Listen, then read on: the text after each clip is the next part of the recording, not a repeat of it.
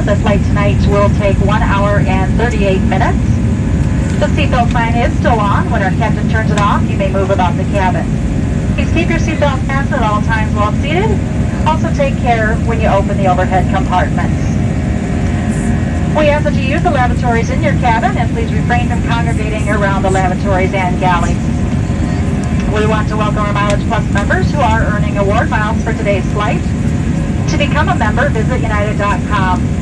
We're proud to be a founding member of Star Alliance, offering our customers more destinations than any other alliance in the world. On our flight, we'll be serving a variety of complimentary drinks as well as alcoholic beverages for purchase. In United Economy, a variety of snack boxes and treats are available for purchase. Refer to the back of Hemispheres magazine for menu details. We accept most major debit and credit cards, including those with the Visa, MasterCard, Discover, or American Express logo, as well as the Mileage Plus Explorer Visa card. We now invite you to sit back, relax, and enjoy the service on our flight. Let us know if there's anything we can do to make your flight more enjoyable.